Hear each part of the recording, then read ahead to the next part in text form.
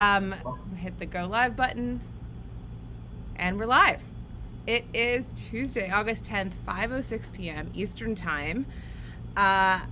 We are not allowed to have fun anymore. We have not been able to have fun for 489 days. There was a brief respite in there where we were tricked into thinking we could have fun. But we are allowed to have Seth Magaziner, Treasure of Rhode Island, back on the show. Last seen on the show, episode 38, when we were doing it via Zoom.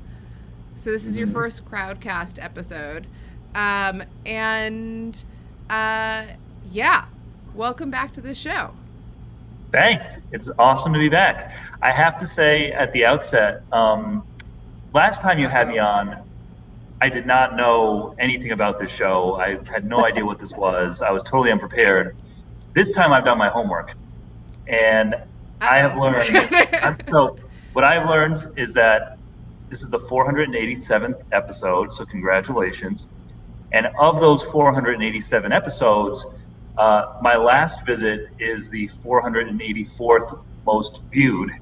So I am the third least popular guest that you have ever had on A Little Fun. And I was trying to figure out like why this would be. And I think it is because I did not bring enough embarrassing pictures of you from when we were younger last time that I was on. So I think what I need to do. Careful. Is the share screen working? That's a good one. Seth, oh my God. So hopefully this will help you boost my view count, my viewer count. Oh my God. No, I don't know. Now I don't know how to make this screen sharing. Yes, I know you don't. This is what I'm ending this. Oh my God. Oh wow, I'm bright red now. Just like last time you did that. I always made faces like that? I think I have. On an hourly basis your entire life. Well, it is so good to see you. Genevieve was catching up to basically prep for you being on the show. And what were you saying that we were talking about the last time he was on? Well, the last time that you were on, you guys were talking about the CARES Act and how Congress had set aside and appropriated some money, and that it couldn't be used to address the lost revenue in Rhode Island, but it could be used for direct COVID expenses. Did you ever get that money?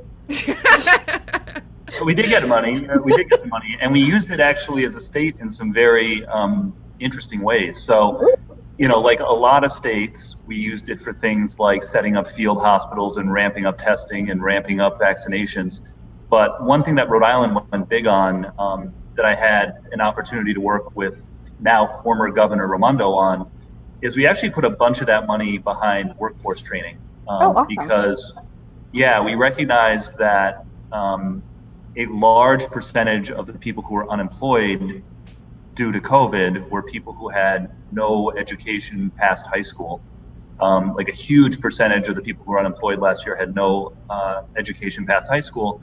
And we were worried that a lot of those jobs, frankly, weren't going to come back because in the meantime, employers were automating and doing other things. You go to a McDonald's or a Burger King now, and there are far fewer employees in the stores than there were before, and more computer tablets, right? And so we use it for a lot of things, mostly healthcare related, but Rhode Island was a real leader in using some of that CARES Act money to help pay for workforce training, sending people back to school, making it easier for employers to hire people who were perhaps a little underskilled, but then getting them more skilled so that they could be employable. So almost all of that money has now been spent. Oh, that's fantastic. Yeah, I didn't know that. I thought that, but I would say that your fear that people who were less educated were going to have fewer job options was grossly miscalculated, right? I mean, isn't that what we just saw out of the jobs numbers? I don't know if that's reflected in Rhode Island as well. I mean, I assume because it's a national kind of number that it's kind of consistent, but maybe it's not. But I know in New York, every single restaurant is hiring every single position. I know in Cape Cod it's the same, Rochester it's the same. So even just when I'm cherry picking these places, it just seems like there's just not enough workforce, like for everyday staffing? Yeah, so I think there's a few different things going on. One is there is a sort of short-term constraint in the labor market where there are people who are not going back to work for whatever reason. And there's been, I think, a little bit of research that's come out on this, sort of surveying people who are on unemployment and asking why have they not gone back to work yet. The number one reason in these surveys is lack of childcare, because a lot of childcare providers have not gone back to regular hours, right? Number two is the extra unemployment stipend that a lot of people are receiving. And then there's a whole host of other reasons. Some people are scared of COVID still for, legitimate reasons. Other people have decided to make lifestyle changes. But I think the consensus, I think, among most serious economists is that that's a temporary phenomenon. And, over the next few months, as we get into the fall, like the labor market will loosen up a bit and more people will be going back to work. But in Rhode Island, structurally, while we are a wonderful, awesome, arguably the best state in the country, one challenge that we've had historically is that our workforce is less educated than our neighboring states, than Massachusetts and Connecticut in particular. And so even before COVID, we were lagging economically for that reason. And Why having a is harder, that? Is that just because if there's, do you just think it's just like the education, the med ed kind of field out of Boston has like a huge concentration of people, but Providence is like no slouch in terms of education. Yeah, so our educational attainment, like in terms of like the percentage of our population with a credential or a degree past high school, is slightly above the national average, but it's below our regional average. And frankly, I think it's because we need to do better. Rhode Island, like a lot of the Northeast, we were primarily a manufacturing-based economy for a long time, and we were a low-end manufacturing economy. Like, we didn't make cars, but we made the screws that would go into cars, right? Textiles and Yeah, all of the mills. Yeah. Exactly. And those jobs left, first to go to the South and then eventually to go overseas. And I think other places like Massachusetts and, Pittsburgh and, North Carolina even, were sort of faster to retool their education system and retool their economic development programs to transition to modern 21st century industries. And Rhode Island was just kind of late. We just kind of, for all through the 80s and 90s, just kind of kept doing more of the same and hoping that things would work out. And we're starting to do some of the right things, I think, over the last decade, but we're just a generation late in making that pivot. And now we've got some catching up to do. But we've got great potential because it's an awesome place. You've been to Rhode Island. We've got great natural beauty and great location and some great anchor institutions and deep cultural heritage, but we need to make smart investments to transition to a 21st century economy. Yeah. What were you going to say, Genevieve? Oh, I was going to ask, have you seen like a substantial pivot towards a hospitality economy? Because you are a beautiful state. You also have the casinos and all those other things, which are, I think, a major source of revenue for you guys. Is that still a concern? Absolutely. We have a thriving hospitality industry in Rhode Island, and I think there's potential to build it up even more. But, not all of those jobs are high-paying jobs, right? And so that's something that I think the hospitality industry across the country is grappling with right now. In Rhode Island, we just passed a pathway to a $15 minimum wage, which I support. And increasingly, I think the hospitality industry, which tends to be exempted because tipped jobs where people work for tips, are exempted from minimum wage laws in most places. Those are now like less attractive for workers than a lot of the other jobs that are out there. So yes, we've got like a great hospitality industry that I think has a lot of potential to grow, but there's a little bit of a reckoning happening, I think, in how do you have a hospitality industry that can thrive, but also support workers who are trying to work their way into the middle class. Yeah, totally. So I want to pivot a little bit because I'm really excited to talk to you about the Facebook suit that you filed, which I've told you. I bet you are. Yeah. So why don't you kind of catch everyone up about like kind of why that you filed this suit and like what your arguments are. I'm still skeptical, but I'll hear you out. Yeah.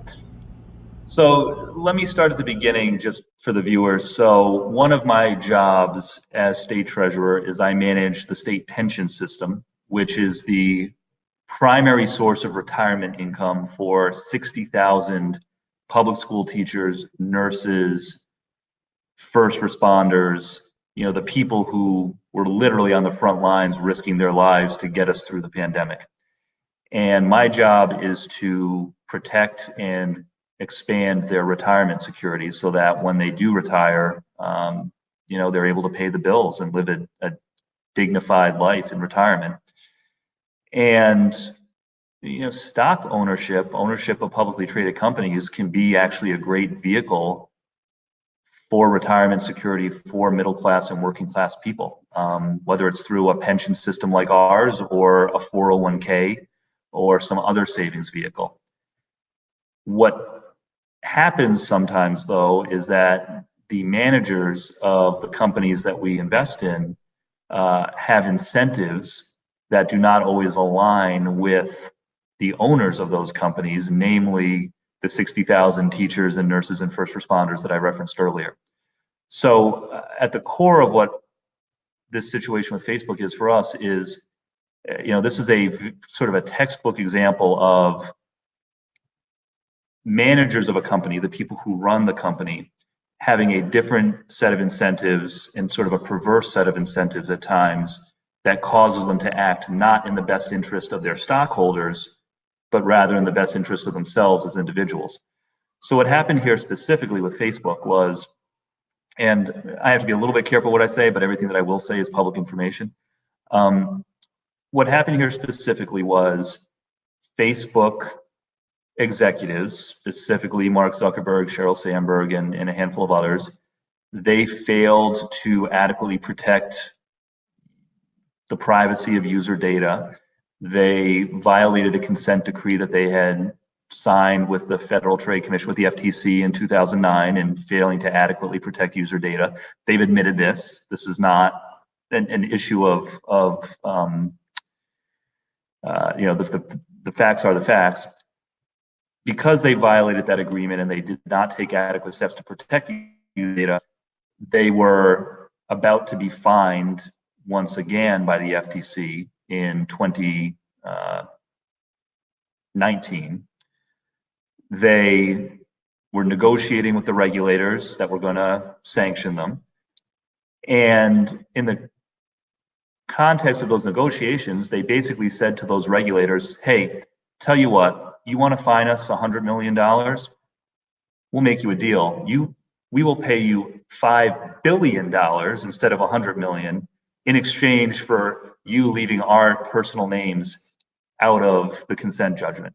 Like, in other words, instead of giving you $100 million of our shareholders' money, we will give you $5 billion of other people's money to protect our personal reputations and potentially shield us from liability, right? And so that's a pretty clear bit breach more of fiduciary duty. expansive.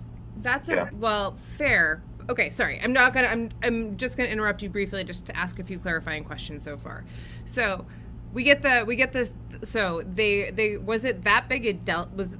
Wow, I can't say Delta anymore because then people are gonna think I'm starting talking about the coronavirus or shitty airlines or I don't even know what anymore. But I meant change is the difference between was it really that big? Was it 100 million to 5 billion?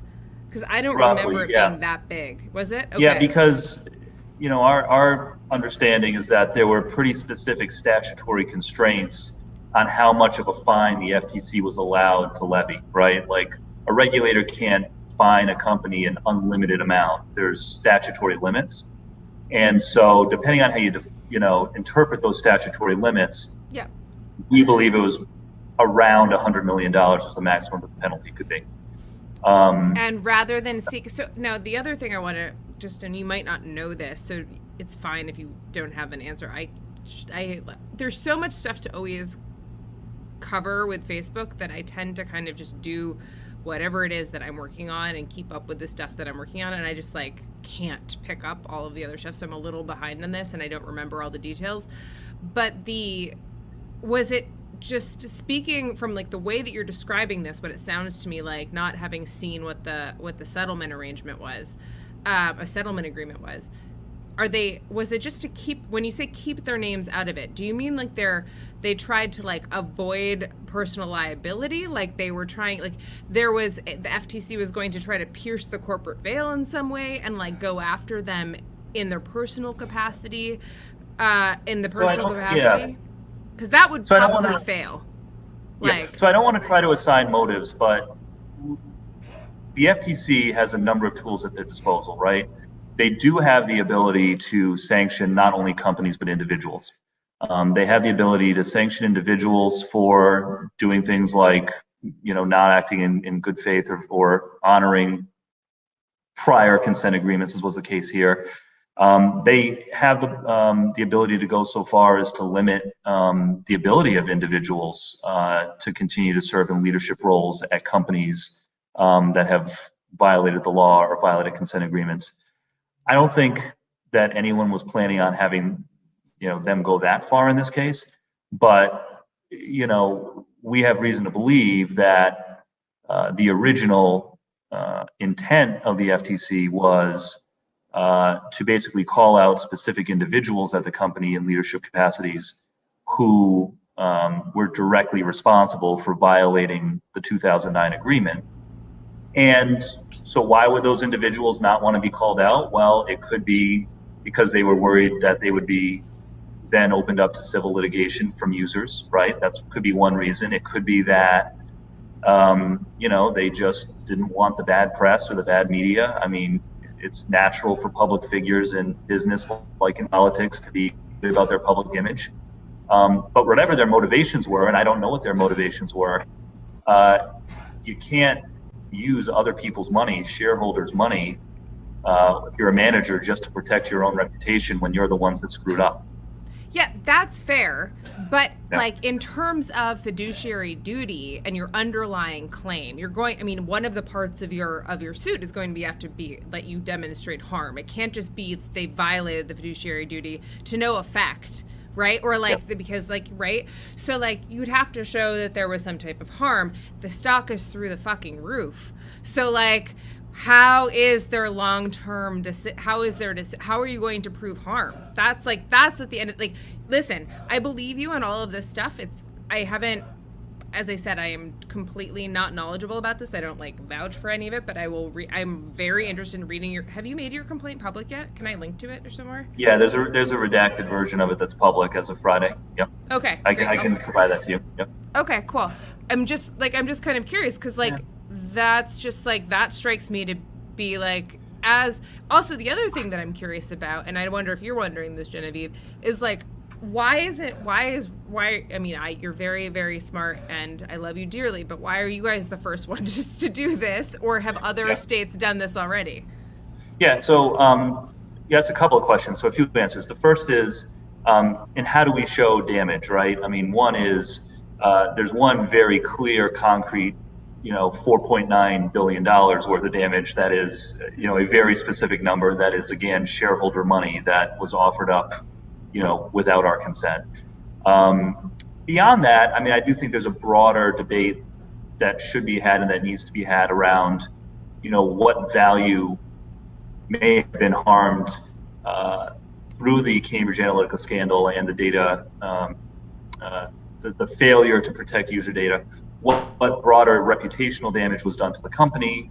What broader damage was done to shareholder value from some users saying, you know what, I don't trust these guys anymore, I'm out, right? And granted, that's a much harder number to quantify, but it's not nothing, right? And one thing that we do know about Facebook users, and you know this, Kate, from your work, is that Facebook users are very sensitive to the privacy of their data. Like back in, around the time of the first consent decree in 2009, when Facebook first had to start, offering the option to opt out of having user data shared with third parties, something like 50 or 60% of users proactively changed their privacy settings. So we know that there is a lot of user sensitivity. We think that we can quantify the damage that was done. Obviously, that's a topic that a lot of good-natured people can debate. But at the very least, we know that there was $4.9 billion of shareholder money that was offered up for reasons that we believe was inappropriate. I mean, that's a pretty huge. I didn't know it was that significant. And so when you had said this, I thought if even frankly there was $1 billion, you were going to have a hard case, but that's a pretty large number. And if that's I don't know. It'll be interesting. Okay, so what's the other question? The other thing. Yeah, your other question was why Rhode Island and why were we first, right? Besides the fact that Rhode Island is generally, awesome. Yes, we know. Awesome. So even though these data privacy issues have been going on for a long time, even though Cambridge Analytica happened in 2015, 2016, the actual consent agreement with the FTC did not happen until about 2 years ago, right? And so that's relatively recent.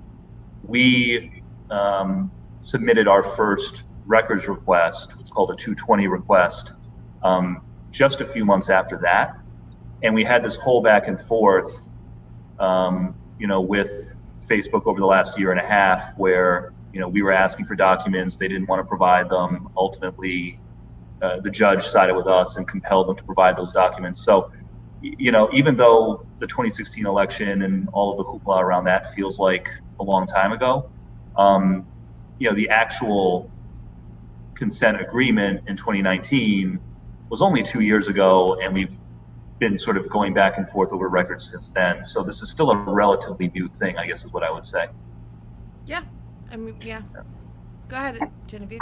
And perhaps this is the wrong area of law, but I keep thinking, are you at all concerned that they'd be able to justify it as a business decision, or a general business decision? Because I think that there's a significant amount of protection that most companies are afforded to make those, regardless of how large or extreme in this circumstance the amount of money they offered was.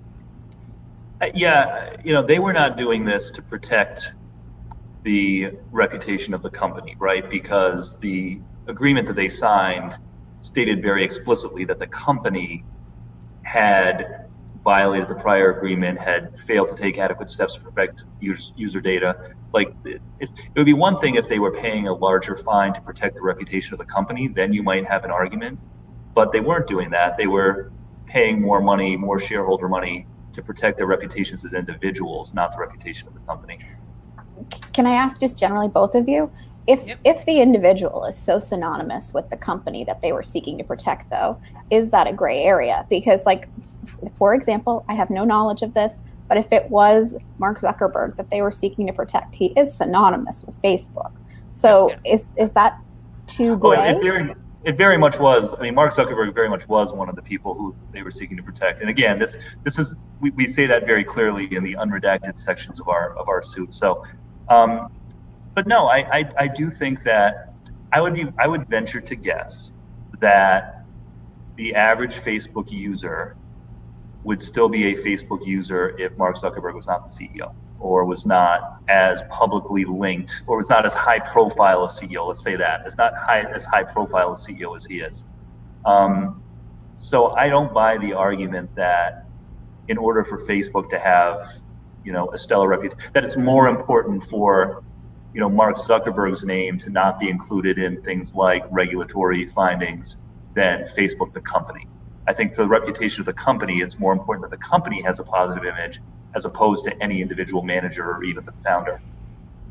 Yeah, it's really interesting at what point, and I think I mentioned this on the phone to you, but I've been thinking about it a lot lately, and we're far out of my depth in terms of corporate law, and which was one of my least favorite classes in all of law school.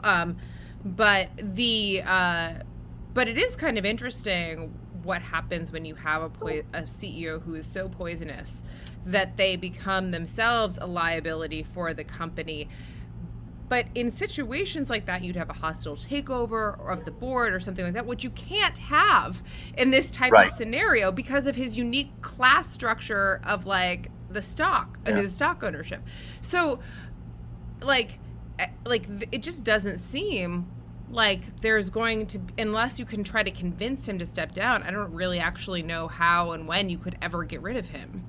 Yeah, and we're not necessarily trying to do that at this point, to be fair, but oh yeah, I'm just like talking but, not about but you. I think, I'm talking about like hypothetically. I think you touched on a really important point, right? Which is that in a normal situation with a publicly traded company, if there is a CEO or a CEO founder who acts irresponsibly, the shareholders are supposed to have a mechanism to deal with that because the shareholders elect the board hires and fires the manager, sets the compensation of the manager, and all the rest. Because of Facebook's dual class share structure, that governance system does not exist. The shareholders do not get to pick who the board of directors is, and therefore the board of directors are not responsive to shareholder issues.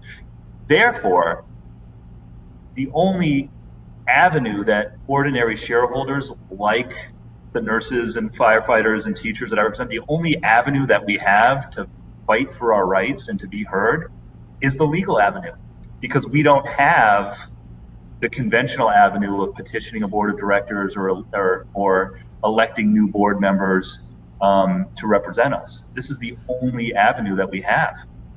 Yeah, I mean, that's absolutely true. And that's been, I mean, that's more than even users have, because users don't have, like, for a lot of these, for decisions that aren't fiduciary, for content decisions, as you know, as we've talked about before, they have no avenue whatsoever.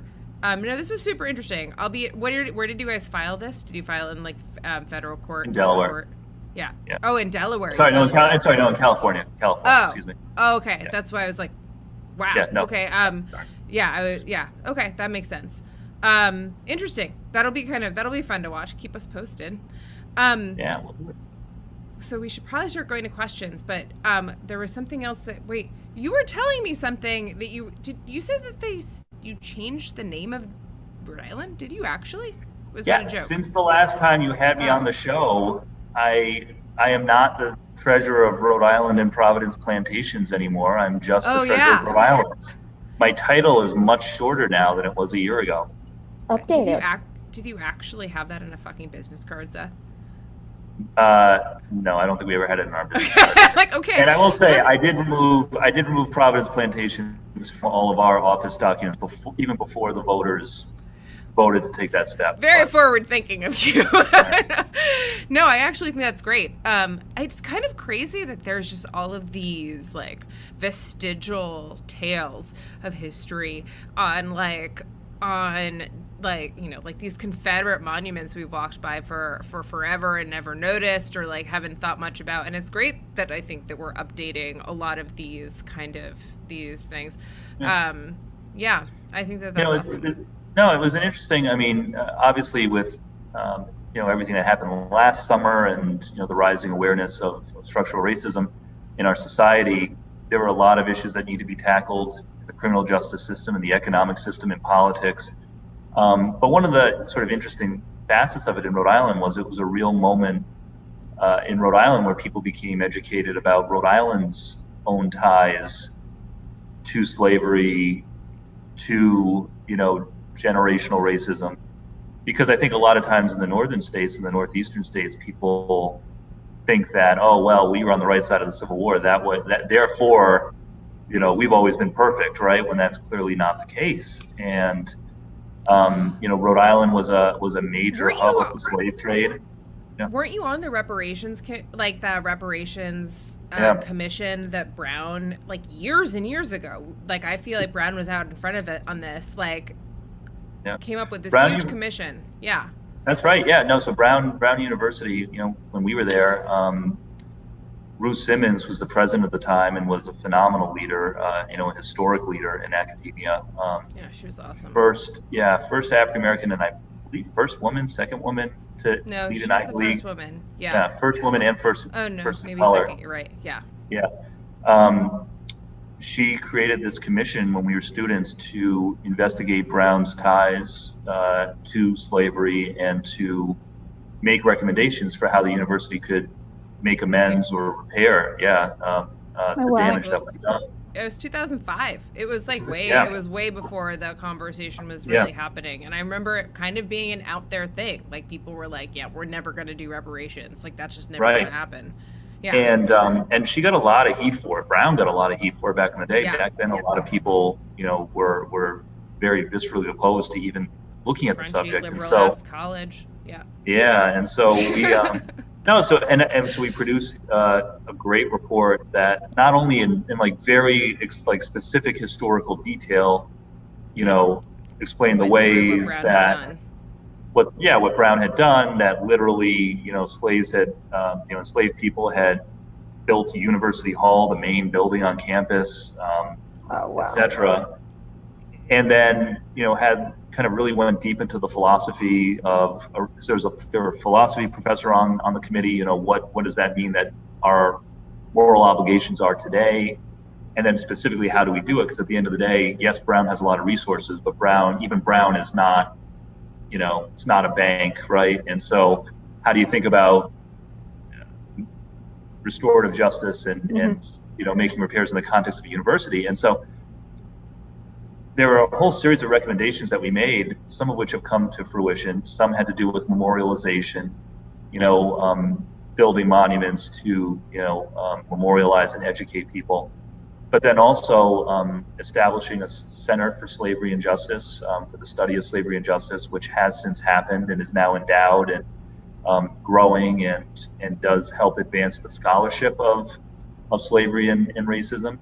And then also building up Brown's relationship with the Providence Public Schools, because it was ultimately determined that for Brown to attempt to identify specific individuals today who were descended from those who had a connection with Brown in an enslaved way, generations ago, was like virtually impossible. Like the records just didn't exist to find those individuals.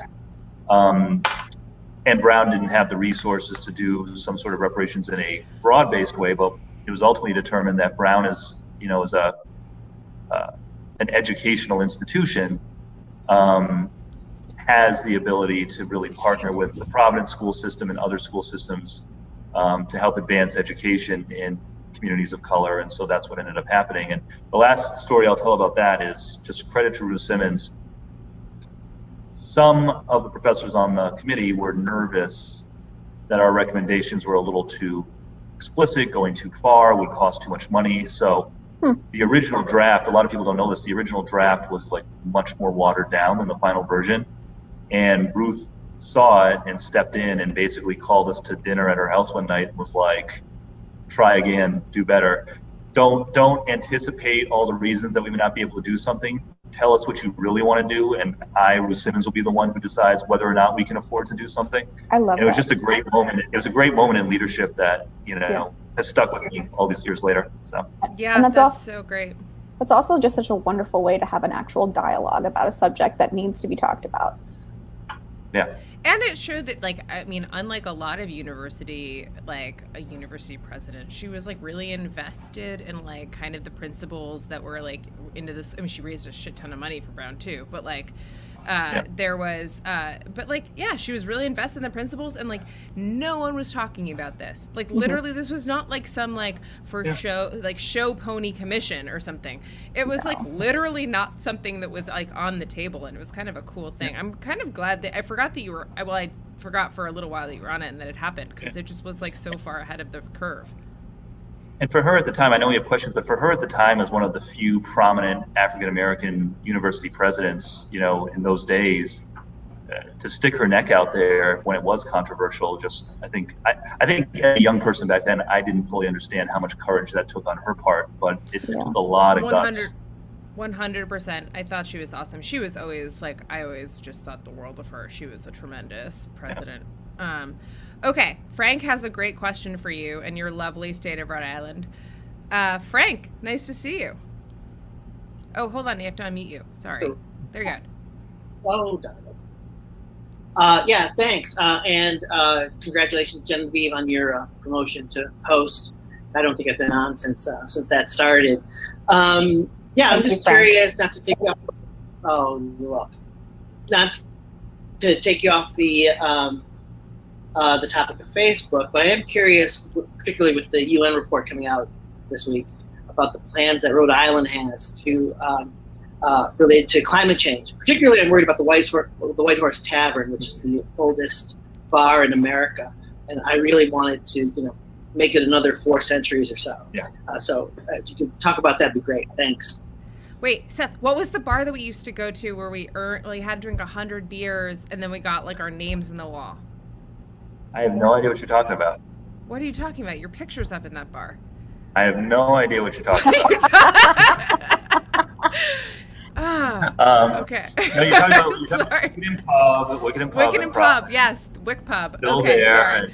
Not the White near Horse Pub.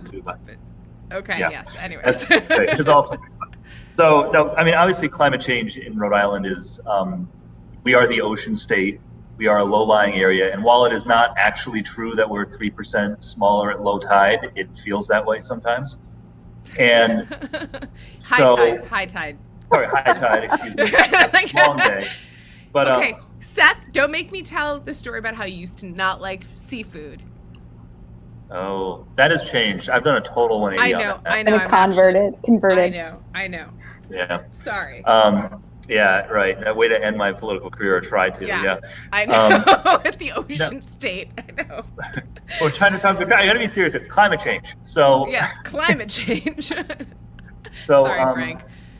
Yeah. So no, I mean we're obviously very vulnerable in Rhode Island, right? We're vulnerable to sea level rise. The Narragansett Bay in Rhode Island has risen 6 inches in the last 30 years. We're vulnerable to extreme weather events. But as a small state, we also have a real opportunity to be a leader. So there's a few things that we're doing. In 2015, one of the first things that I worked on is creating what is now called the Rhode Island Infrastructure Bank, where we are investing millions and millions of dollars in climate resiliency, like infrastructure upgrades, alternative energy projects across the state. And it's just the beginning, like we need to go bigger, but we're really getting serious about pivoting our infrastructure to prepare for extreme weather and sea level rise. So that's both traditional infrastructure, like raising roads and bridges, but also in some cases. In front of the White Horse Tavern? Yeah, exactly. We're just going to lift the White Horse Tavern up on stilts. But no, Little also Venice. But a lot of the most effective interventions are green interventions, like restoring marshes and sand dunes and things like that, and more green space in urban areas to catch runoff.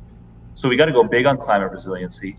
Another very exciting thing happening in Rhode Island that I think we talked about the last time I was on the show is we are a leader in offshore wind, and by the end of this decade, offshore wind is going to be close to half of our total electricity use. It's going to come from offshore wind. Really? We think that we can be 100% renewable electricity in Rhode Island by 2030, like That's 8.5 years amazing. from now. Yeah, predominantly because of offshore wind, but also with solar and some other things. Well, it helps that you have 10 people living the whole state. Sorry, just We kidding. have 1.1 million. Our census numbers came back higher than expected, but Just kidding. But no, so an offshore wind, by the way, this is something that, not just for Rhode Island, but the whole East Coast and West Coast has tremendous potential, tremendous economic potential, a lot of jobs, and Well, can you start selling it to other places? Absolutely. Yeah, absolutely. And so again, right now, there are 5 offshore wind turbines off the coast of Rhode Island. We're going to go to 50 over the next 5 or 6 years. And that alone will get us to over a third of our electricity coming just from offshore wind, which is very, very exciting. Cool. That is really exciting. I still don't know what that means for the White Horse Tavern, but that's okay. I've been assured that it's going to be put on stilts. Yes. Okay. Dr. Doom, you are a voice and yes. no picture, but nice to hear from your ominous presence. Go ahead with your question. Thank you. Which question would you prefer? I liked the minimum wage question. Minimum wage question. One of the questions that I've always had about the argument for a $15 minimum wage was, why isn't it indexed to the cost of living? That is, in some places, a $15 wage means something radically different than another part in the country. and yet there's this uniform demand for it. It doesn't seem economically rational. Yeah. So I think that what I would say is that the minimum wage should be enough for somebody working full time to live a dignified life, right? Like nobody who works full time should live in poverty. And I think you're correct that that level varies from place to place depending on the cost of living. And so I think you need to have a federal minimum wage as a floor. And that floor, by the way, has not been raised since I think the George W. Bush administration or something like that. So it's time to raise that floor for the whole country. But then on top of that, places that have a higher cost of living should have the flexibility to go higher if that's what it makes sense to do. So I totally agree with the premise of your question. I'll leave it at that. Yeah, no, I think I love that question though, because that's always also not made sense to me. Mike Larkey in the chat brings up that it's politically rational. Like it's also just easier to sell like an even number of like a wage increase, like to get people like excited about it, and it does kind of create the floor.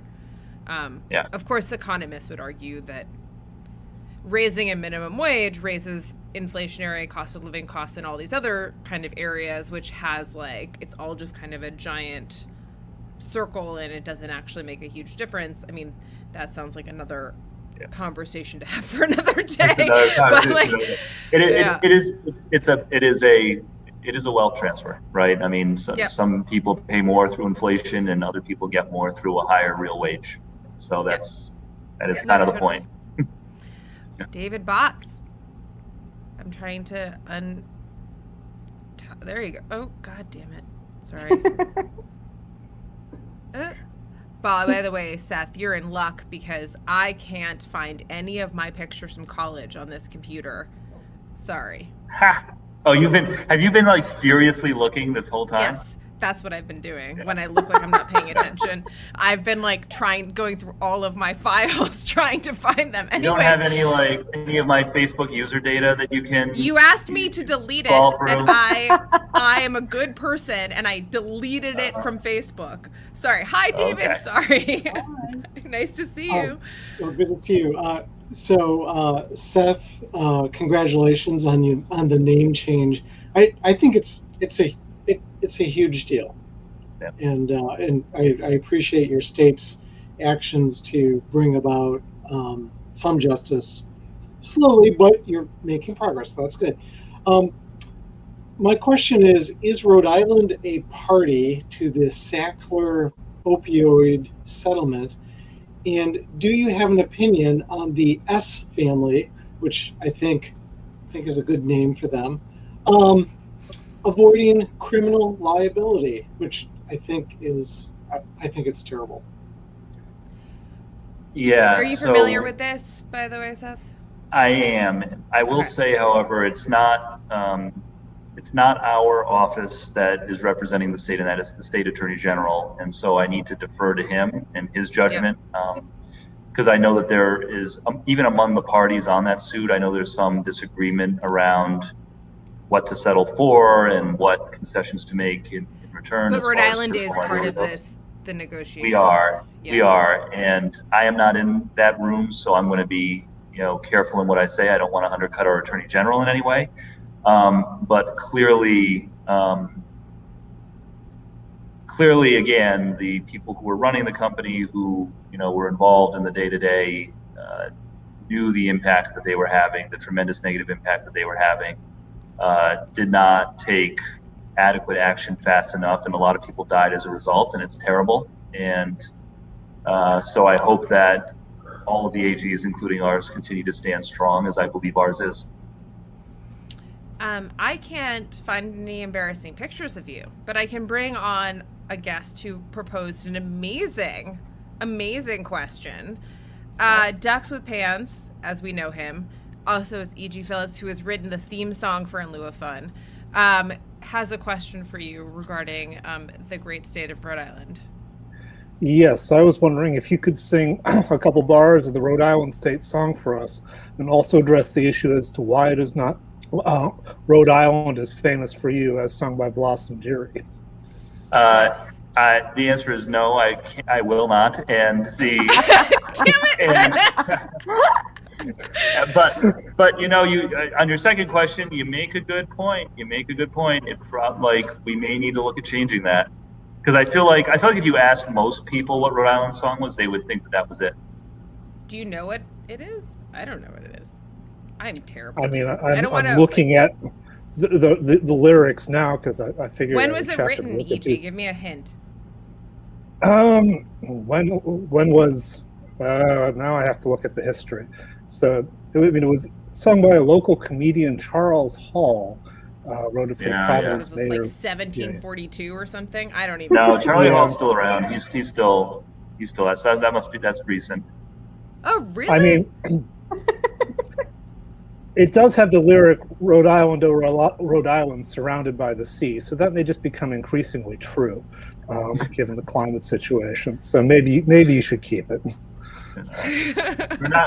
Rhode Island is not actually an island yet. Nah, yeah, that's a good. Yeah, keeping Rhode Island not an island. That should be your bumper sticker. That's what's true. We're working on that. E.G., thanks. So to close out, Rhode Island is famous for a few things. Coffee milk. Please explain coffee milk to everyone. What is this magic? It's exactly what it sounds like. It's like chocolate. You know, chocolate milk. It's like chocolate milk, except it's coffee flavored. It's coffee milk. It's like that. Does it have caffeine? Yes. And it's when we like were a syrup. I love it. Yeah. Imagine putting like coffee syrup in milk. They had it was like the 2%, the skim, and then in the dining hall at Ratty and Brown, then it was the coffee milk. When I was a kid in elementary school, like in public schools in Rhode Island, like at lunchtime, your choice was like white milk, chocolate milk, and coffee milk. And there's always like a big race to get all the kids to get in line for, because obviously the first choice was the chocolate milk, and that always went the fastest. And then most of us got the white milk. But if you were stuck in the back of line, you had to drink the coffee milk, and none of the kids wanted the coffee milk.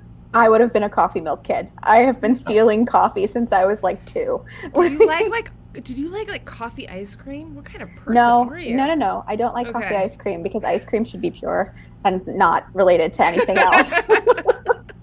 Interesting. Yeah, I know. I'm Hot also take.